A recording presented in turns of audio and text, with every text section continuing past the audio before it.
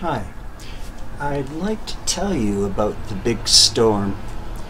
We had our first snow in Surrey and Vancouver, and I read the kids a book called The Big Storm by Rhea, Tregebov, and illustrated by Maryann, Kovalaski.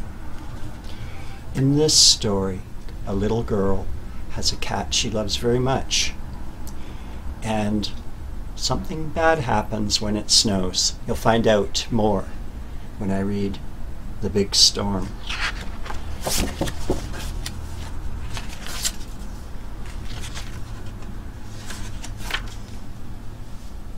Once upon a time, there was a little girl called Jeanette and a cat named Kitty Doyle. Jeanette and Kitty Doyle lived above the delicatessen, where every morning was a busy morning. In the kitchen, Mama made borscht and gefilte fish. At the front of the store, Papa wrapped and sold herring and pickles. Jeanette's brothers hurried back and forth, helping with the deliveries. It was Jeanette's job to sweep up the floor as clean as a whistle for the customers. Kitty Doyle worked too. She was not only a beautiful cat, she was clever, and she was the best mouser on Selkirk Avenue. At Gosney's delicatessen, not even the whisker of a mouse could be found. Kitty Doyle had another job. Every morning she walked Jeanette to school, and every afternoon she walked her home. Jeanette, Papa said one morning, "Don't forget an extra sweater. The radio says more snow." "I'm all bundled up, Papa." "Come on, Kitty Doyle. It's time for school."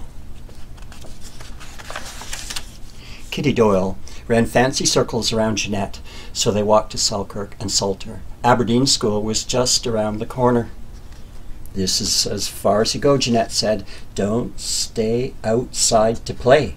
Go straight home. I'll see you after school." Papa's radio had been right. When school let out, a thick quilt of fresh snow covered the schoolyard. The children couldn't wait to make forts and snowmen.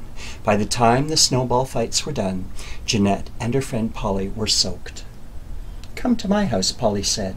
"You can dry off there. My mom is making her special latkes.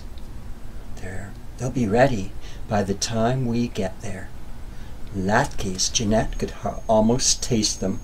Polly's mother had a secret recipe.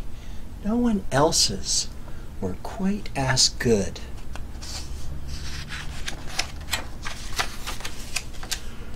"Leo," Jeanette called to her brother across the schoolyard, "tell Papa I'm going to Polly's for latkes."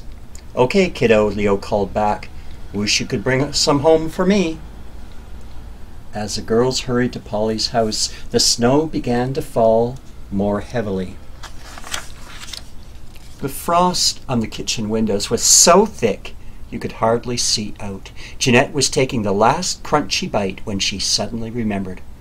"Polly, I forgot all about Kitty Doyle." Jeanette jumped down from her chair and began pulling on her boots. "Maybe she just went home," said Polly. "Not Kitty Doyle. She wouldn't leave until I got there." Before Polly could say another word, Jeanette was out the door. How could have she forgotten Kitty Doyle? Kitty Doyle would have never forgotten about her. By the time she reached the school, Jeanette was almost out of breath, but she wouldn't stop.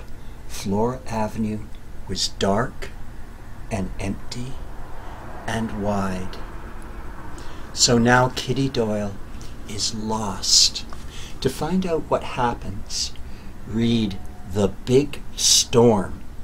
It's written by Rhea, Tregebov, and illustrated by Maryann Kovalaski. I hope you enjoyed that book.